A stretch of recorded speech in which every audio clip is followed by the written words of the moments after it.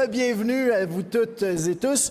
Donc, on aborde cette deuxième partie de la matinée qui s'intitule « La démocratie scolaire vue par des jeunes, des parents ainsi que les médias ». Ça va se faire en à peu près 5 grandes phases. La première phase sera le point de vue des jeunes. Je vais accueillir et je vais vous les présenter dans quelques instants. Des jeunes, des étudiants, des jeunes essentiellement, 3 étudiants ainsi qu'un autre jeune qui vont venir vous parler vous parler de leur point de vue quant à la démocratie scolaire, ce qu'il faut faire pour inciter les jeunes à voter davantage, puis à répondre à toutes sortes d'interrogations qui sont sans doute les vôtres. Par la suite, il y aura le point de vue des parents et ce sera suivi par le point de vue des médias. Et au terme de ces présentations et de ces échanges que je vais avoir avec eux et qu'ils auront d'ailleurs entre eux aussi, eh bien, vous aurez une dizaine de minutes pour travailler chacun de vos côtés sur des recommandations, des pistes de solutions, des idées que vous pouvez avoir à vos tables et par la suite présenter en quelque sorte ces idées-là et poser évidemment vos questions. En plus de temps, j'espère que ça a été le cas dans la première demi de cet avant-midi, aux gens qui seront avec moi sur scène.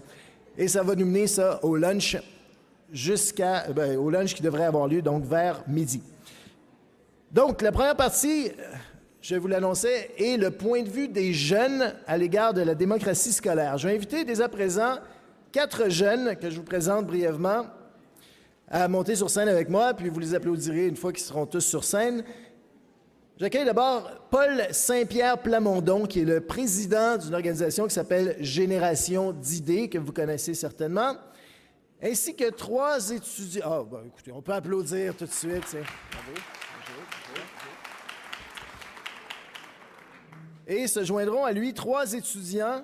D'abord, Rebecca Richer, qui est présidente du Conseil des élèves, qui est une élève de 5e secondaire à l'école Horizon Jeunesse.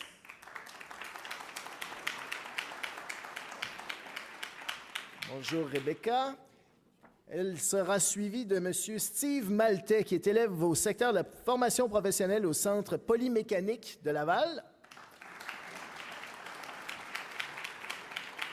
Et finalement, David Latendresse, qui est élève au secteur de l'éducation des adultes au Centre Le Tremplin.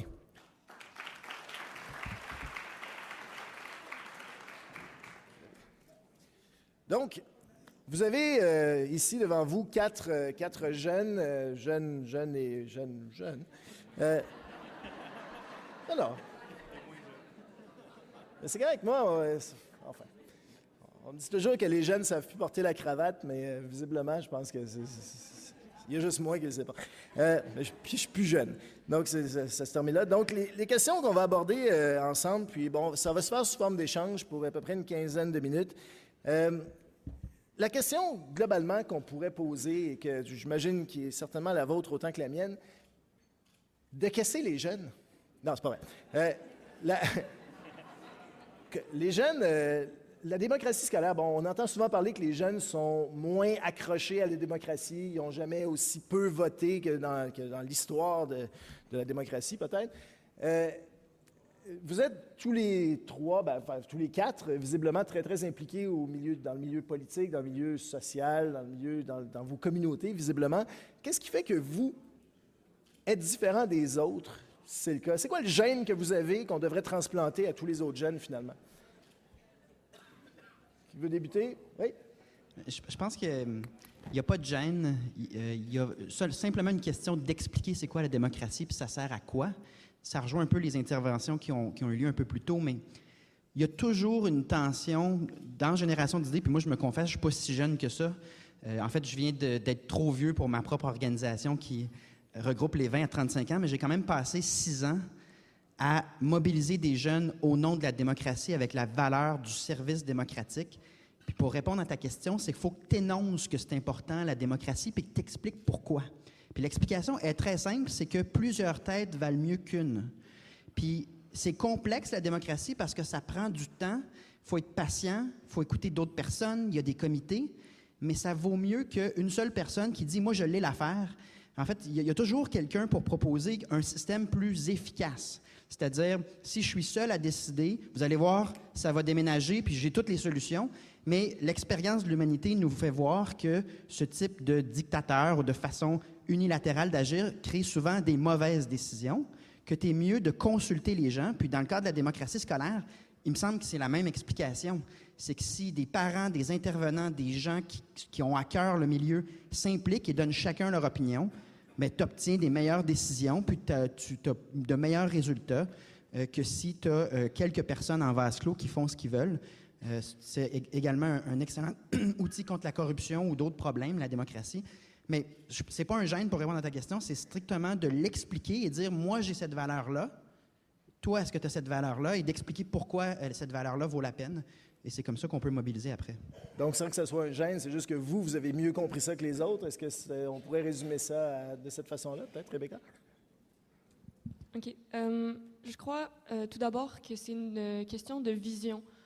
La démocratie doit être exploitée. Je pense que c'est un devoir de s'engager, que ce soit au niveau de la démocratie scolaire ou au niveau de la démocratie de sa société.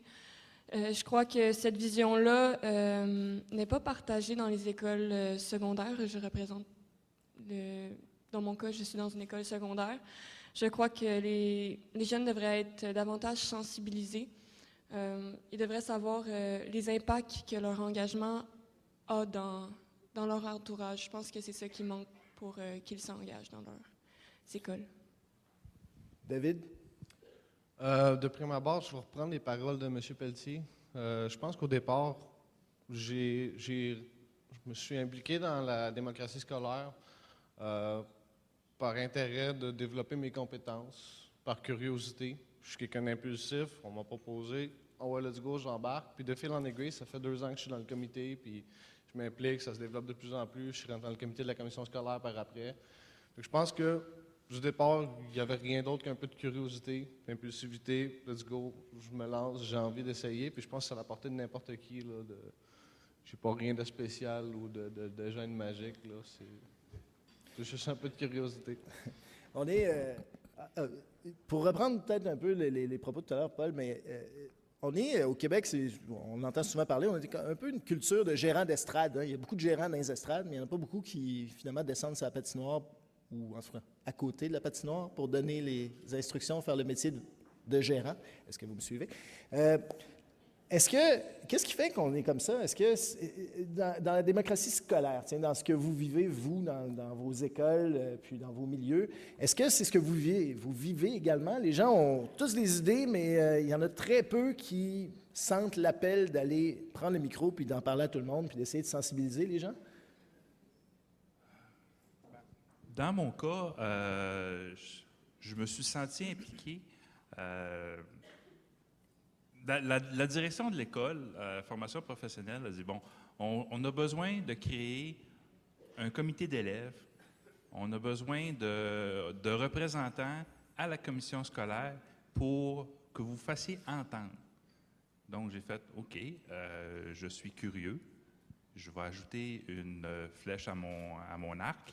Je suis retourné à l'école pour apprendre. Je me suis dit, c'est l'occasion idéale d'apprendre. Donc, d'apprendre la démocratie, d'apprendre les rouages du politique. J'ai profité de cette occasion-là pour m'impliquer. Donc, c'est un peu la recette, ça. Finalement, si on veut intéresser les jeunes, il faut d'abord leur vendre, si je vous écoute bien, il faut d'abord leur vendre la valeur que ça peut avoir pour eux-mêmes, d'abord et avant tout de le faire. Le plus-value, oui. Puis comme on ne se trompe jamais en citant M. Pelletier, j'imagine que ça veut aussi dire qu'il y a une valeur aussi à servir les gens. Vous avez tous ce désir-là, j'imagine, au-delà d'une propre valeur personnelle à faire ça? Mais M. Pelletier a dit d'autres choses aussi. Il a parlé du salaire. Moi, je me penche vraiment sérieusement sur le capital humain, c'est-à-dire l'expérience, l'éducation qu'on peut attirer chez les élus de tous les paliers de gouvernement. La politique, la démocratie, j'en ai pas fait, mais je me rends bien compte que c'est extrêmement difficile. C'est motiver des gens, c'est vraiment une tâche à temps plein. Puis, je m'interroge vraiment, comment peut-on demander à des personnes d'être à temps plein sur une tâche démocratique si ce n'est pas un salaire à temps plein? Comment peut-on demander à ces gens-là de bâtir une expertise et de dire, lorsque vous allez voter pour moi, je prends les commandes, je maîtrise mes dossiers, Je prends des décisions et donc c'est pour ça que vous avez besoin d'un élu. Je suis votre élu. Mais pour avoir quelqu'un qui est aussi dédié que ça et qui a la profondeur pour ensuite parler à ces gens et dire « voici une direction », il me semble que tu as besoin de moyens puis de conditions qui font en sorte que tu te donnes à temps plein ou en tout cas que tu disposes de ressources pour le faire. Moi, je pense que je conçois mal une démocratie saine à n'importe quel niveau, là, que ce soit scolaire, municipal ou provincial, où l'élu n'est pas vraiment ou peu rémunéré, donc a peu de temps à consacrer. Et évidemment que lorsqu'il va arriver avec des idées, peut-être que ça a moins de poids vis-à-vis ceux qui ont une job à temps plein dans le système, peu importe à quel niveau, et qui se sont bâtis une expertise. Donc, si on tient à la démocratie scolaire, de mon point de vue, il faut que les élus se positionnent publiquement comme étant la personne qui prend des décisions. C'est pour ça que ça vaut la peine d'aller voter. Et pour ça, il doit avoir toutes les ressources et le temps investi dans la tâche pour avoir l'expertise, la crédibilité de prendre ces décisions-là. Mais je trouve que, je reviens au salaire, je trouve que ça ne favorise pas des conditions. Moi, j'aimerais voir un salaire puis des ressources plus fortes si vraiment on croit à cette démocratie scolaire-là. Bien. Vous êtes... toutes celles et ceux qui sont actuellement dans la salle ont tous à cœur de desservir rien d'autre, d'abord et avant tout, que vous, les étudiants. Vous êtes celles et ceux qui êtes au cœur de leurs préoccupations. En même temps, pour nourrir et répondre à vos préoccupations, il faut encore que ces préoccupations-là soient connues des élus. Est-ce que vous trouvez qu'il y a un bon dialogue avec les élus scolaires? Puis, si c'est pas le cas, avez-vous des idées? Ou si c'est le cas, est-ce qu'il y a peut-être des moyens, selon vous, qu'on pourrait les renforcer, ces liens-là? Tiens, Rebecca. Je crois que pour créer des liens avec ces élus, il devrait y avoir un conseil des élèves dans chaque commission scolaire. Il y en a un, c'est le cas pour la CSDL, Commission scolaire de Laval. Je suis vraiment très heureuse que ce conseil existe, car il donne la possibilité aux élèves de donner leur opinion. Et ça rejoint toutes les écoles, donc on a vraiment une vision globale. C'est vraiment, je trouve que c'est essentiel pour cette démocratie si on veut que ça soit efficace. Donc, un moyen efficace, c'est de faire un conseil qui regroupe plusieurs écoles, on a un dialogue plus rapproché avec les élus. Donc, en plus d'avoir un conseil par école, d'en avoir un qui regroupe toutes les écoles au sein de la même de la commission scolaire. Puis est-ce que le dialogue est bon avec les élus? Les connaissez-vous, vous, les élus, David? Personnellement, moi, j'ai quelque chose à dire là-dessus. C'est justement ma présence ici, je pense, représente à quel point il y a une bonne communication, puis un intérêt de savoir ce qu'on pense, puis comment on vit tout ça. Pardon. Ça va aller mieux. Définitivement, si on est ici aujourd'hui, c'est parce que vous êtes intéressés de savoir ce qu'on pense, puis tous les professionnels du milieu de l'éducation ont à cœur l'intérêt des jeunes dans la démocratie, etc. Oui, je pense personnellement qu'il y a une bonne communication. Puis, si je dois rajouter là-dessus, je pense que le système d'éducation, quoi qu'il est souvent critiqué, fonctionne bien. Moi, j'apprécie énormément le système d'éducation du Québec. Steve? Pour répondre directement à ta question, dans mon cas à moi, oui, j'ai eu un bon contact avec les élus scolaires. J'ai eu, je vous dirais, une relation privilégiée avec certains élus, dont Madame la Présidente, dont certains commissaires qui me touchaient de près ou de loin. Moi, en tant qu'étudiant, en tant que représentant au Conseil des élèves, je suis aussi parent. Et j'étais représentant au comité de parents à la commission scolaire. Donc, j'ai eu beaucoup de contacts avec plusieurs commissaires. J'ai posé des questions, comme je le disais ce matin, parfois crues, et j'ai eu des réponses directes. Donc, oui, j'ai développé un lien avec les élus. J'ai développé une relation de confiance. J'ai confiance en nos élus scolaires. Puis, évidemment, vous aurez sûrement remarqué que si vous lisez la dernière édition du Robert, sous le terme « implication scolaire », l'exemple qu'on donne, c'est Steve Maltais. Est-ce que... Mais, J'ai une nuance, moi. Oui, J'ai une opinion oui. différente là-dessus. Moi, mon contact a été super, mais j'ai consulté en préparation d'aujourd'hui des membres de Génération d'idées qui sont nés des parents, donc ils ont entre 20 et 35 ans. Là. La plupart ne sont plus étudiants, ils ne sont pas des parents, mais ce sont des personnes que vous aimeriez voir aux urnes lorsqu'il y a des élections. Le commentaire, c'est je ne sais pas vraiment c'est qui, et lorsqu'il y a des enjeux importants en éducation, moi, je ne les ai pas vus. Par exemple, on parlait du comité de M. Ménard et de la société civile sur le décrochage scolaire. Au palier provincial, là, quand il y a quelque chose qui s'effondre dans nos routes ou qu'il y a une crise de corruption ou qu'il y a les ressources naturelles qui sont en train d'être négociées, qui on veut voir dans les médias? On veut voir l'élu. On veut que l'élu réponde de la situation en disant « Je suis votre élu et voici ce qu'on va faire ou voici notre réaction. C'est moi qui décide, c'est moi l'élu et je fais une déclaration en ce sens, on va prendre telle direction. » Dans les dossiers d'éducation, le commentaire de gens qui ne sont pas du tout impliqués, donc je vous parle du reste de la population qui est plus distante, c'est « Dans ces dossiers-là, moi, je n'ai pas vu ces élus-là. Donc, je ne suis pas vraiment en contact avec eux comme citoyens, indépendamment de ceux qui sont dans l'appareil, les parents, les élèves, qui, eux, vraiment, au quotidien, là, ont des contacts. Puis moi, comme je vous dis, le contact a été très positif, mais il faut se pencher, puis je ne sais pas si c'est des communications ou c'est de repenser comment on agit comme élu. Mais lorsqu'il y a des enjeux, puis il y en a des enjeux intéressants, là, on vient d'en nommer le privé versus le public, le décrochage scolaire, il y en a plein d'enjeux qui touchent l'éducation, c'est un sujet passionnant. Il faut entendre et voir les élus. Il faut qu'ils démontrent que lorsqu'on va voter pour eux, ils sont au poste en échange. Si on ne les voit pas, puis que ce sont des intervenants de la société civile qui exercent le leadership, j'ai rien contre, mais ça va avoir un impact sur la démocratie scolaire, à mon avis. Et j'imagine que ce n'est pas uniquement quand une école doit fermer ses portes temporairement parce qu'il y a de la moisissure qu'on veut en entendre parler. On veut les voir plus régulièrement, On veut qu'ils soient stratèges du système d'éducation et qui participent. Il y avait un commentaire super bon tantôt sur juste le thème de l'éducation. Revaloriser le fait que sans éducation, on va nulle part. Si tu as des élus qui prennent la balle et deviennent des porte-parole et sont entendus dans les médias, ça va être très intéressant parce qu'on peut changer l'opinion, la perception des gens sur l'importance de l'éducation. Ça, c'est une mission qui est fondamentale, qui peut être faite par les élus. Bien, je vais vous amener sur un terrain peut-être qu'on associe typiquement aux jeunes, évidemment. Là, c'est le terrain des réseaux sociaux. Je ne veux pas faire peur à personne dans la salle. Vous connaissez peut-être Facebook. Peut-être plusieurs d'entre vous vous dites « Ouais, faudrait bien que je m'ouvre un compte. » Je lisais récemment que chez les 12 à 17 ans, qui sont finalement votre clientèle en quelque sorte, et qui sont les voteurs et votants électeurs plutôt de demain, Facebook, c'est un peu dépassé. C'est, tu sais, quand ta mère, ton père, ta marraine, ta grand-mère, des fois, sont sur Facebook, ça devient un petit peu moins intéressant.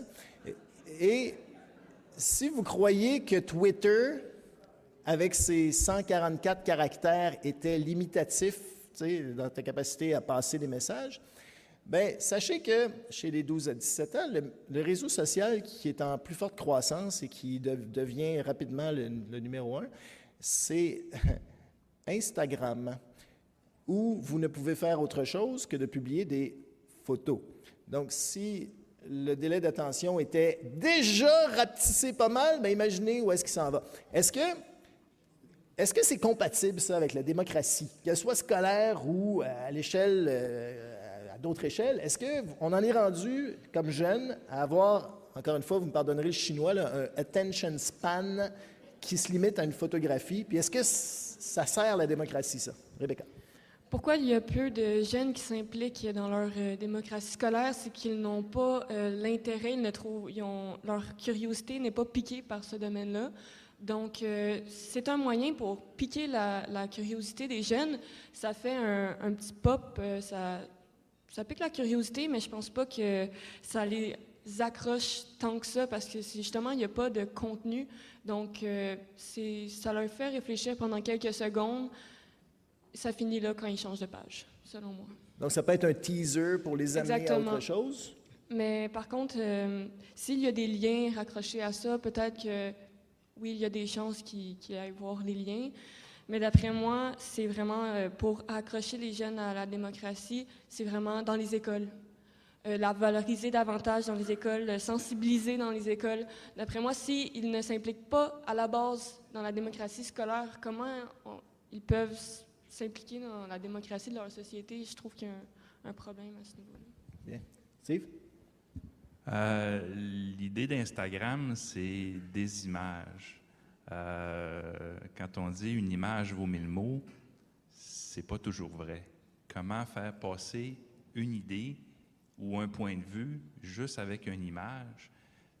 Il faut instaurer une discussion, une conversation, rassembler des gens dans une salle, autour d'une table, pour parler, pour échanger, pour bâtir une idée ou une pensée.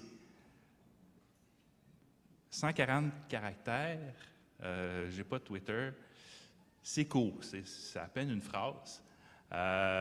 Facebook, c'est celui qui crie le plus fort. Juste une image. Revenons à la discussion. On peut-tu faire ça?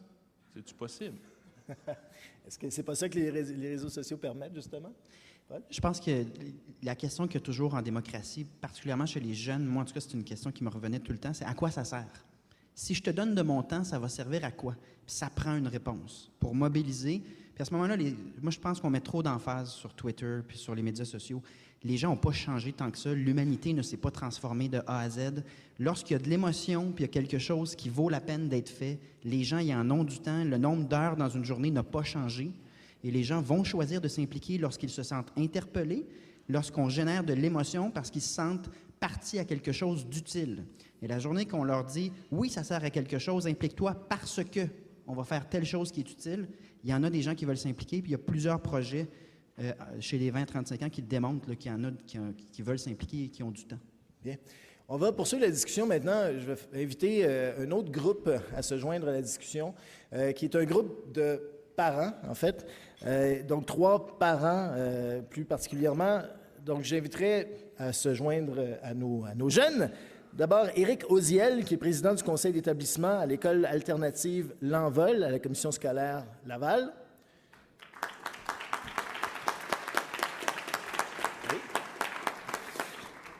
Ainsi que François Paquet, qui est ex-président de la FCPQ.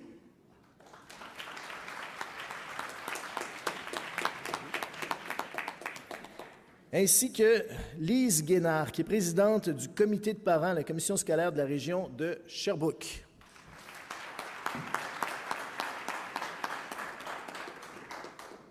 Donc, on a entendu, je vous lancerai tout de suite la question, encore une fois, la curveball, on va dire. On a entendu tout à l'heure une remarque à l'effet de laquelle même les parents ne s'impliquent plus dans les commissions scolaires, dans leur comité de parents, dans leur comité d'établissement. Encore, je vous poserai la question que j'ai posée tout à l'heure aux jeunes. C'est quoi le gène que vous avez dans votre ADN puis qu'il faudrait cloner et finalement transférer chez tous les autres parents? Bonjour à tous. Moi, j'ai comme l'impression que, premièrement, je suis président des conseils d'établissement au primaire et j'écoute ce qui se dit depuis ce matin et c'est pas le cas chez nous. Tout le monde s'implique. C'est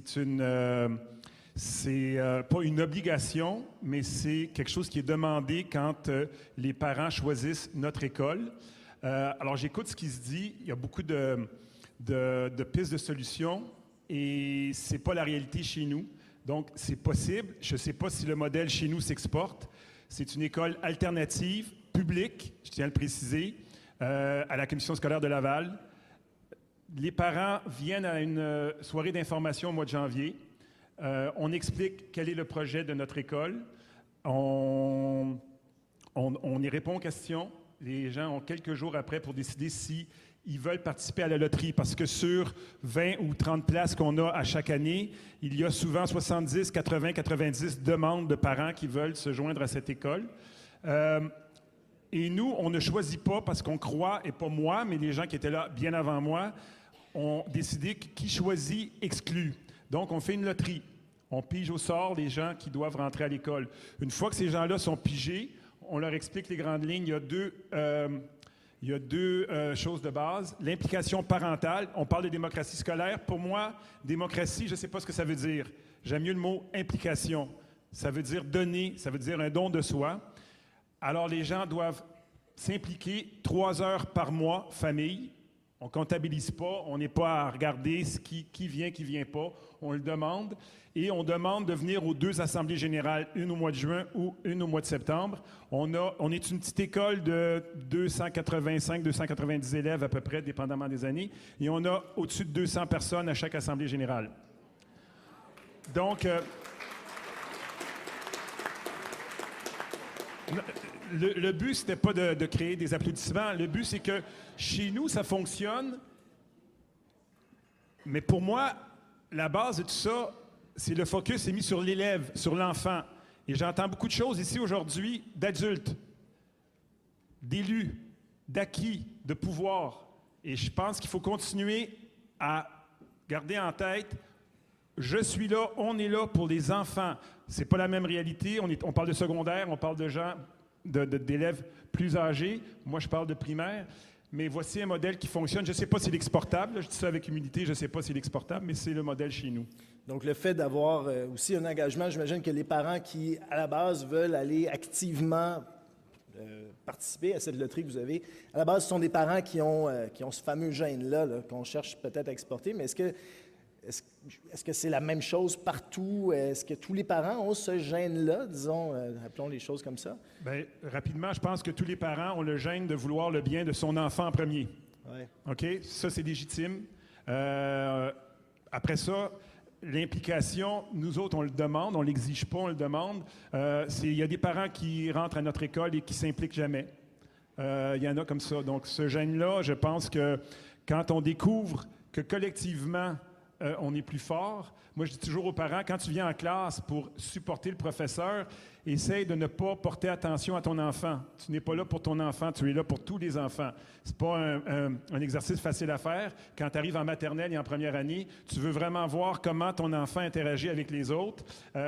Tu mets beaucoup d'emphase sur ton enfant, mais si tu réussis à t'occuper de tous les enfants, de l'école. Moi, j'ai beaucoup fait d'implication en 3e cycle, alors que mes enfants étaient au 1er ou 2e cycle. Parce que je me suis dit, souvent au 3e cycle, les parents se disent, bon, c'est bientôt le secondaire, je vais moins m'impliquer. Et moi, je pense que c'est important de s'impliquer jusqu'au bout. Je ne sais pas si ça prend un gène. Je pense que ça prend une conscience sociale de se dire que ça prend un homme, une femme, en général, pour créer un enfant. Mais ça prend 2 personnes pour l'élever, mais ça prend vraiment un village pour réussir à faire des adultes de ces enfants-là. Madame Guénard, à Sherbrooke. Moi, j'aimerais ajouter qu'effectivement, c'est beau comme réussite, mais on a de la difficulté à aller chercher nos parents, effectivement. Je pense que c'est une méconnaissance des structures aussi. Il faut que les gens sachent à quoi sert l'organisation de participation des parents. Quel est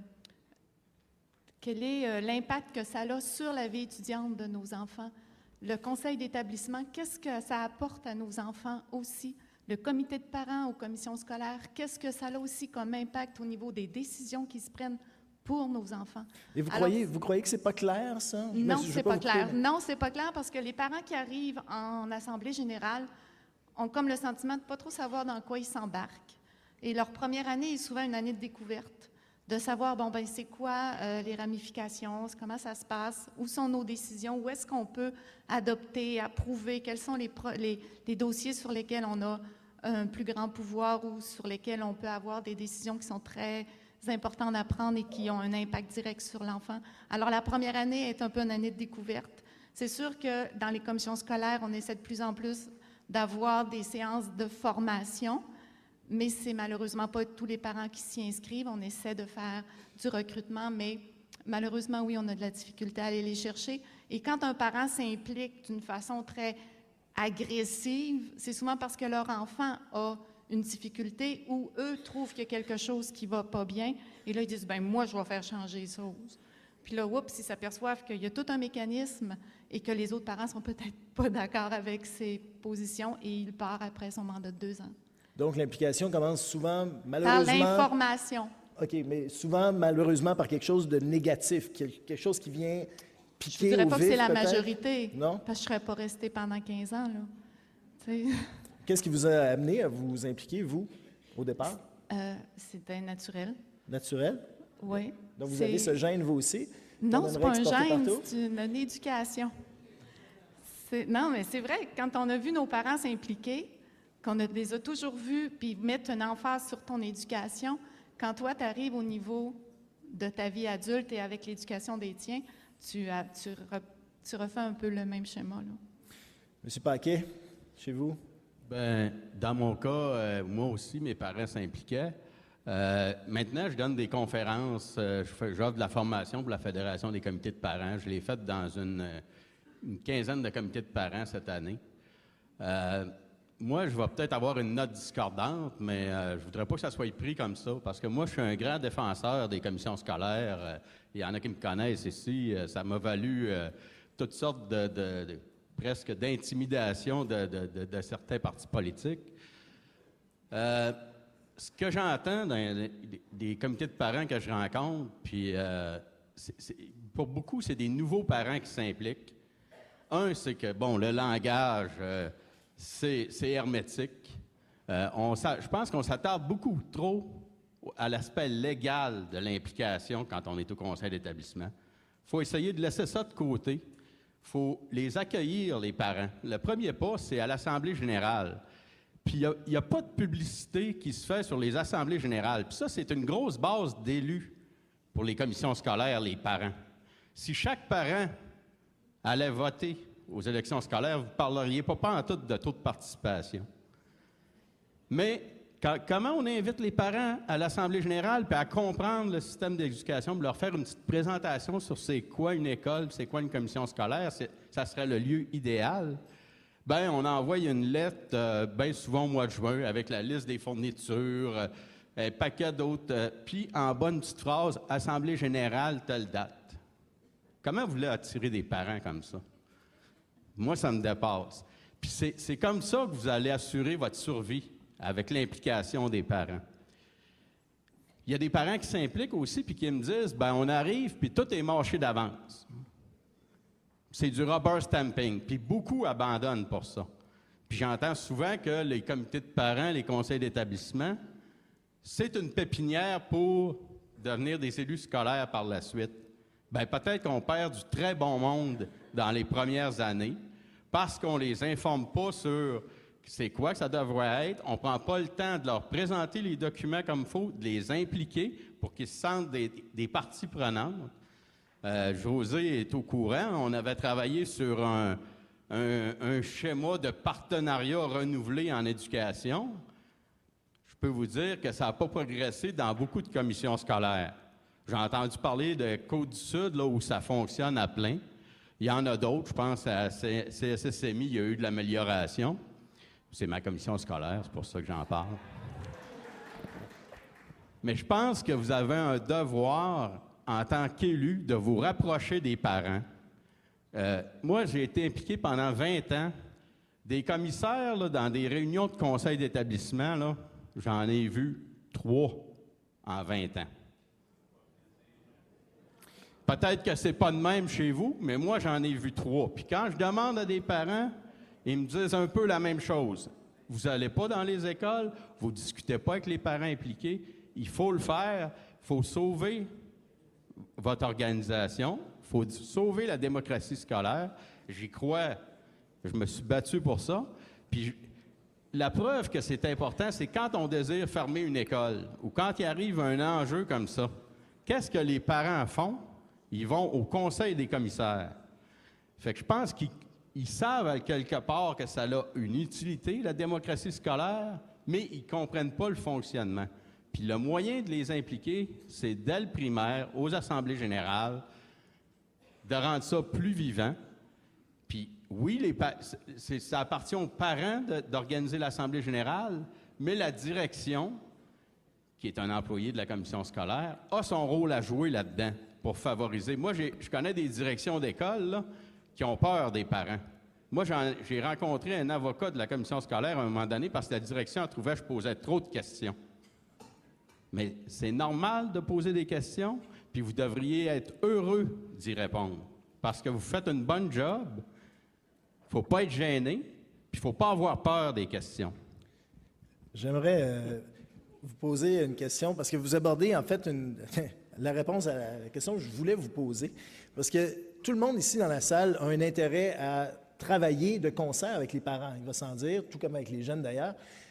Qu'est-ce que les élus peuvent faire pour vous aider à mieux dialoguer avec eux, permettre un meilleur échange d'idées? Parce que tout le monde rêverait de taux de participation tels que ceux que vous avez à l'École alternative Lanval. Comment on peut faire? Comment est-ce que les élus peuvent vous aider à accomplir ça? Bien, en fait, le rôle des élus, c'est de donner des orientations. Je pense que quand le Conseil des commissaires va donner une orientation claire que c'est important, les assemblées générales, que c'est important de mettre des efforts là-dedans, que c'est important de prendre le temps d'accueillir les parents, je pense que vous avez votre mot à dire. Sinon, je ne sais pas ce qu'on fait là, on est aussi bien de... OK? Je pense que c'est très important que le Conseil des commissaires donne des orientations. Je comprends que... Puis j'ai des amis là, dans la machine administrative, au niveau des cadres, au niveau des enseignants. C'est leur travail. Les commissaires, c'est presque du bénévolat, mais vous y êtes par passion. Et ce n'est pas nécessairement un gagne-pain. Hein? On connaît la taille de vos salaires. Mais je pense qu'il faut insuffler cette passion-là, puis il faut le dire, parce que vous êtes un contrepoids à la machine administrative, puis c'est pas une guerre, il faut qu'on travaille tous ensemble. Mais c'est à vous de donner l'orientation que c'est important. Puis déjà, là, au mois de septembre, au mois d'août, il va en avoir des assemblées générales. C'est 1 an avant vos élections. Puis c'est le temps de faire un grand coup cette année pour commencer ce changement-là. M. Oziel? Bien, moi, je pense que les commissaires, les commissions scolaires font face à beaucoup de cynisme. On est dans une époque où le cynisme est ambiant, beaucoup d'individualisme et beaucoup de caprice de la part des parents. Nous, à la commission scolaire de Laval, l'année passée, on avait un enjeu particulièrement pour notre école. Puis quand je parlais du modèle de notre école, je tiens à dire que tout n'est pas parfait. On avait un enjeu qui était vraiment important pour nous par rapport au transport scolaire. Le gouvernement avait décidé d'imposer des coupures additionnelles à notre commission scolaire qui déjà gérait excessivement bien son argent. Donc, elle n'a pas le choix de, elle aussi, être obligée d'appliquer d'autres coupures supplémentaires. On était en total désaccord avec ça. On a fait des représentations auprès de la commission scolaire qui nous a écoutés. Ça n'a pas donné les résultats qu'on voulait. Mais elle nous a écoutés. Et si j'avais été, ou on avait été capricieux et individualiste, on aurait dit, on sait bien, les élus, eux autres, ils veulent rien savoir. Mais on ne peut pas tout le temps gagner. Ce qui est important, c'est nous, on a revendiqué, on a exprimé. Je pense qu'on a été écoutés. Je me suis senti écouté. En bout de ligne, ces gens-là ont des décisions à prendre, les ont prises. Maintenant, il y aura d'autres batailles. On sera encore présent. Je n'ai pas douté de la bonne foi des gens qui ont pris ces décisions-là. Mais c'est sûr que les parents ont un cynisme, on sait bien, et on fait face à tout ça. Fait que je ne sais pas qu'est-ce que vous devez faire pour changer la perception des parents et du public. Je n'ai pas cette réponse-là. Moi, je pense que ça commence à la base. Je pense que ça commence au primaire. Je continue à dire que chaque parent doit s'impliquer, montrer l'exemple aux enfants. Ça commence par ça. Et j'ai vraiment, je crois vraiment que chaque adulte s'implique dans son environnement de bonne foi. Après ça, naturellement, il y a des débordements. Oui, il y a des gens qui le font plus pour des bonnes raisons, mais c'est un gros défi et je ne pense pas que la perfection, on va la trouver, mais il faut aussi avoir beaucoup d'humilité. Dans notre cas, ça n'a pas fonctionné, les frais de transport ont été appliqués. C'est énorme ce que ces parents-là vont avoir à payer. Mais bon, écoute, on n'a pas réussi, il y aura d'autres débats, mais je pense qu'on est quand même supporté par la commission scolaire de Laval. C'est quand même cette commission scolaire-là qui a accepté que les 2 écoles alternatives sur son territoire. Ça fonctionne très bien dans notre cas.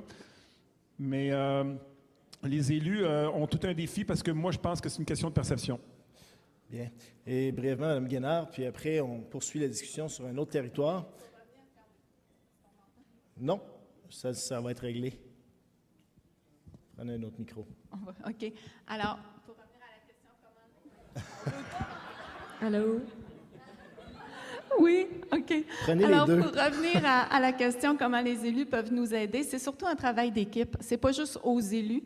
Il faut que les médias aussi embarquent. Pas juste garder la nouvelle qui fait la une, là, qui est sensationnaliste, mais aussi de garder une place pour cette démocratie-là, de motiver la population, de leur donner une information un peu passive, parce que si on leur donne juste à eux à aller chercher dans les petites pochettes, là, ils la liront probablement pas, mais s'ils l'entendent à la radio, s'ils le voient dans les journaux, c'est sûr que ça l'aide. Alors, ne pas laisser juste à la direction le mandat d'aller chercher les parents, pas juste non plus aux parents sur le conseil d'établissement d'aller chercher les parents pour l'Assemblée générale, mais c'est un travail d'équipe au niveau de la commission scolaire qui aide ces directions, qui aide les conseils d'établissement, les médias qui embarquent aussi, de donner cette nouvelle-là, de la propager pour que le plus de gens possible la connaissent. Donc, vous appelez même la responsabilité des médias dans la tâche de rapprocher tout le monde? Oui, parce qu'il faut qu'on nous donne une place aussi, parce que pour l'avoir fait l'expérience, même si on a quelque chose à dire, ils ne sont pas toujours prêts à l'entendre parce que ça ne correspond pas à leur schème de pensée ou à la nouvelle du jour, ce qui fait qu'ils ne voudront pas la publier parce qu'eux ont une nouvelle qui, selon eux, fait plus sensation pour la vente de journaux, peut-être.